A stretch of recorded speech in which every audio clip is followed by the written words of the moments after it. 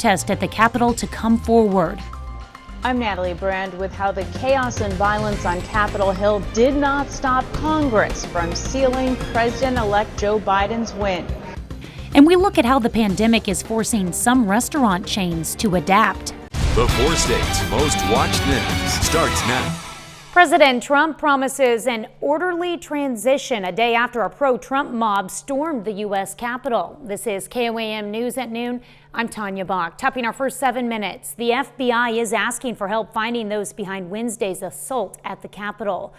4 people died, including one woman who was shot by Capitol Police, and more than 50 were arrested. The riot started about an hour after the president urged his supporters to march to the Capitol, where lawmakers were in the process of confirming President-elect Joe Biden's Electoral College win. Lawmakers were evacuated until calm was restored. In a statement, the president says there will be an orderly transition on January 20th. But Washington's mayor extended a public emergency order through Inauguration Day because of concerns of more violence. Well, just before 4 a.m. this morning, Vice President Mike Pence accepted the electoral votes from all 50 states and declared President-elect Joe Biden the winner. That followed the 7-hour siege of the Capitol building and more than 7 hours of debate. Natalie Brand reports from Capitol Hill. Joseph R. Biden Jr. of the state of Delaware has received 306 votes. At 3:40 a.m. Eastern Time Thursday morning, the joint session of Congress affirmed President-elect Joe Biden and Vice President-elect Kamala Harris's Electoral College win. The chair declares the joint session dissolved. The procedural event followed hours of rioting in the halls of Congress and Republican challenges on the House and Senate floors. Vice President Mike Pence rejected President Trump's insistence he could overturn the election results. The world will again witness the resilience and strength of our democracy. For even in the wake of unprecedented violence and vandalism at this Capitol. After authorities regained control of the Capitol building, some Republican lawmakers publicly dropped their objections to the electoral votes from certain battleground states. However, the events that have transpired today have forced me to reconsider. But a handful of Republican senators continued their challenge, which brought pushback from some of their colleagues. What happened here today was an insurrection incited by the President of the United States. Count me out. Enough is enough. GOP Congressman Mike Gallagher, who yesterday tweeted out a video calling on President Trump to call off his supporters, spoke to CBS this morning. I just don't understand how, after witnessing what we witnessed and knowing That's that not this was not going to be, it's not going to change anything. Yeah. Exactly. It was a cynical gambit that they persisted with the objection. At the end of the session, Texas Senator Ted Cruz, who objected to the electoral count in Arizona and Pennsylvania, called for unity and a peaceful and orderly transition of power. Natalie Brand, CBS News, Capitol Hill. When the Georgia Senate runoff elections, Democrat Jon Ossoff is the projected winner against Republican incumbent David Perdue. Now, Ossoff and Raphael Warnock's victories will give Democrats control of the Senate. Vice President-elect Kamala Harris, who will also be president of the Senate, will cast the tie-breaking vote. Well, many of us woke up to snow today, but not a lot of it. Nick Kelly is in for Michael and joins us with the first look at the forecast. And given how it's fallen mainly on the grassy surfaces, Tanya, temperatures had to warm up just a little bit for whatever snow we picked up to just melt away. And even as we saw some of that snow turn back over to the rain. But now from Freeman Health System on the south side of Joplin, we're just seeing cloudy skies. Technically, there's still a winter weather advisory for Berry, Lawrence, and Benton County on the Missouri and Arkansas side until 3 o'clock this afternoon. And here I have the radar in a very sensitive mode, but even the very faintest echoes suggesting rain across parts of the area, it's very light. I would be amazed if we had either very light showers or even some sprinkles falling across parts of the area, especially around Joplin. This is a calmer view compared to the rain we had yesterday and the rain-snow mix that we had to start the morning out. As far as temperatures go, already in the mid-30s, some of us trying to sneak back into the upper 30s already, but I think we're going to hold steady mainly in the upper 30s for afternoon highs today. I'm thinking 39 because even though we're done with the rain and the snow, the cloud cover is not really going to allow us to warm up much more from here on out. But we do look drier for the coming week. weekend. We will have some warmer temperatures on the way. We'll break down that in the full forecast coming up in a bit, Tanya. All right, thanks, Nick. All right. Well, more Southeast Kansas counties are getting coronavirus vaccines. Last week, we reported 100 doses of Moderna vaccine were in Crawford County when they were supposed to be in Labette and Cherokee County. Both counties have now received their vaccines, and staff at the Labette County Sheriff's Office has started getting their vaccinations. Now, many of them are jail staff, something the sheriff prioritized since they've been dealing with a COVID outbreak that's resulted in 41 positive cases. Cherokee County is also getting ready to vaccinate its staff, with a lot of emergency medical personnel already getting first doses. Sheriff Groves hopes it means a light at the end of the tunnel. Where we can see our way through, this pandemic to where it's not at least as spread as easily and to as many people. So, that certainly had an impact on a lot of families, a lot of businesses, and the sooner we can get to that next phase of mitigating some of that hardship, the better. The state of Kansas is still in the first phase of its distribution plan. Officials expect vaccines to be available to the general public in the spring, with availability becoming widespread in the summer. In Missouri, about 98,000 Phase 1A people have received their first vaccine dose, but more than 352,000 Phase 1A folks are still waiting for their first dose. The governor says plans for more broad distribution of the vaccine will be released next week, but no date has been announced for Phase 1B of vaccine distribution. That's a look at today's top stories and weather in our first 7 minutes. Up next on KOAM News at Noon, pandemic changes. Restaurants are adapting during the pandemic. I'm Elise Preston with a look at how the digital age has major chains redesigning their stores. And later, we're making a cheeseburger salad in a jar in the Mr. Food Test Kitchen. The pandemic has forced restaurants to adapt, and now some major chains are accelerating plans to redesign their stores completely. Elise Preston reports. There's something missing from Chipotle's latest restaurant outside of New York City. The menu is the same, but customers can't eat inside this location. The kitchen offers pickup and delivery only.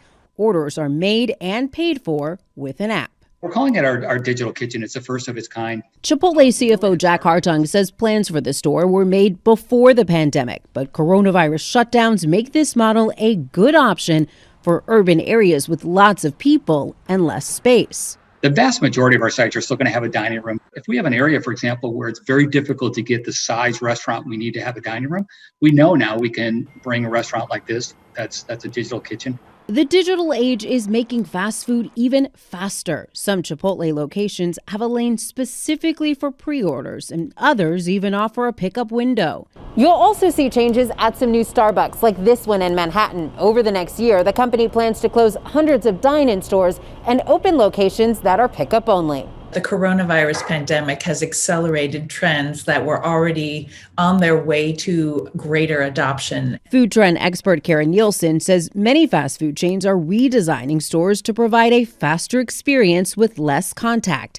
This year, Burger King and others will unveil restaurants with a second drive-through lane and mobile ordering pickup. We'll definitely see more of this, and we're going to see more types of operators and restaurant chains adopt this. Chipotle plans to open more digital stores, and for good reason. Around half of all customer purchases are now made on an app or online.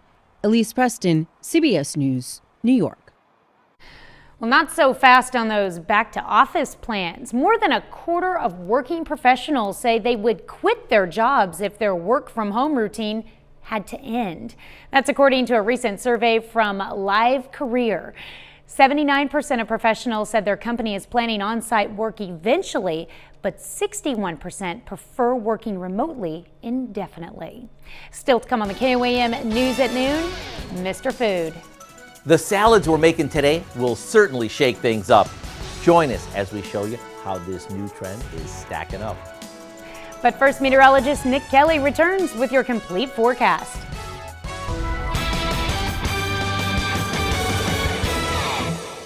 We started out with rain with the storm system yesterday. Then as colder air worked in not only upstairs but down to the surface, we saw rain and snow throughout parts of the region. Technically, we still have a winter weather advisory for Berry, Lawrence, and Benton County on the Missouri and Arkansas side until 3 o'clock this afternoon. But we really have lightened things up ever since the morning began. I have the radar cranked up in terms of its sensitivity, but even with these lightest returns suggesting very light rain, these are very light showers north of Fort Scott, around Baxter, Galena, Riverton, Joplin, and even then we're talking about sprinkles or light showers. So ever since we started the day out, we have really went from a wide swath of rain and snow. And now, as that storm system continues to move on, in fact, let me widen out the view and show you this upper low. This was centered on top of central Arkansas, northern Louisiana this morning, but it is slowly marching through the rest of the deep south, working through Mississippi and Alabama. We can see Freeman Health System on the south side of town showing cloudy skies and at least a dry look from the south side of Joplin. 38 degrees, feels like 31 though with a northeast breeze at about 10 miles per hour. Otherwise, around the rest of the region, we are at 36 in Iola, already near 40 in Chanute, but most of us are in the mid to upper 30s. And I really think this is where temperatures are going to hold for the rest of the afternoon, because even though we're done with the rain and snow chances pretty much, except for maybe a few sprinkles or a few flurries, the cloud cover doesn't budge. And with that northeast breeze of 5 to 10, I think around Joplin we'll only make it to 39 degrees this afternoon before we drop to 36 by 6 o'clock and drop to 28. So keep in mind with temperatures near 28 as we go into tonight. Even though we're going to be dry, if there are any roads that are still wet, that could lead to some slick spots for the morning commute as we begin your Friday. So let's take you through the rest of the day on the future track. So here we are at noon, the future track doing a good job showing the rest of that rain and snow just tapering off. And again, if you had to twist my arm, maybe a couple sprinkles or a random shower still possible before we get this evening going. But as for the rest of the night, it's mostly cloudy skies, dropping back into the upper 20s.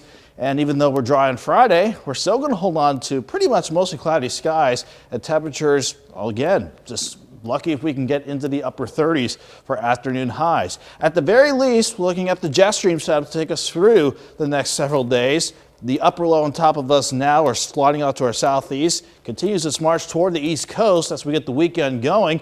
Doesn't look like any big storm systems on the way for Saturday, but for Sunday, another quick low wants to come out the Pacific Northwest, but this one wants to take a really sharp dive into Texas. So this is going to keep much of the moisture to ourselves as we wrap up the weekend on Sunday and even going into Monday.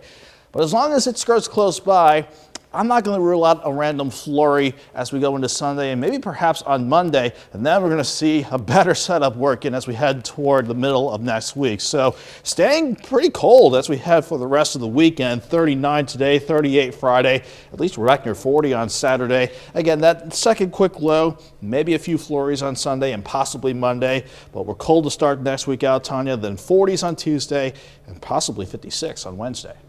Basically, it's going to be cold start to the weekend and stay that way.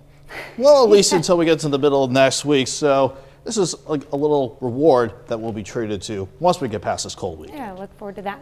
All right, thanks, Nick.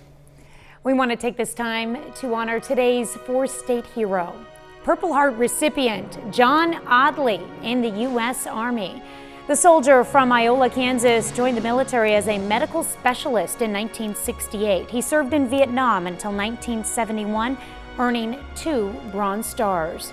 To John Audley, we thank you, our four-state hero.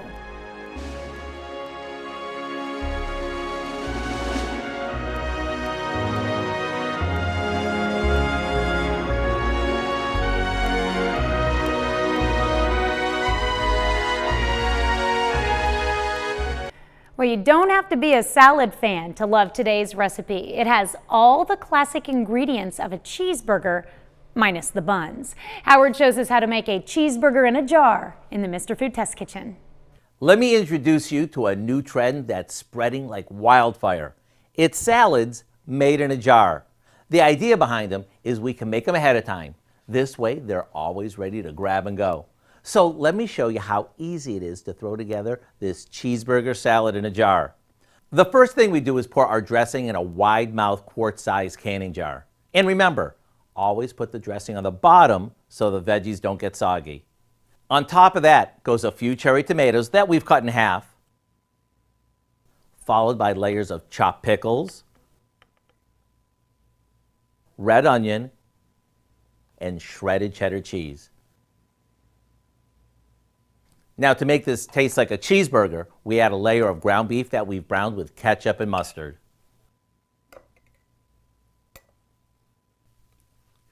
We finish this off with some lettuce, put the top on, and into the fridge it goes until we're ready to chow down.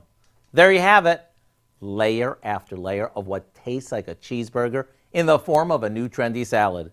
And the options are endless. As a matter of fact, if you want the recipe for our chef salad in a jar, the Greek mason jar salad, and our cheeseburger salad in a jar, all you have to do is go to our website. Let me tell you, these are fun. I'm Howard in the Mr. Food Test Kitchen, where today we found a trendy and delicious way for you to say, ooh, it's so good. He needs to give Kelly that dressing. She went off without it. Well, you can find this recipe along with a lot more good food from the Mr. Food Test Kitchen online. Just go to our website at KOAMnewsnow.com. Here's a look at our 4-state market prices.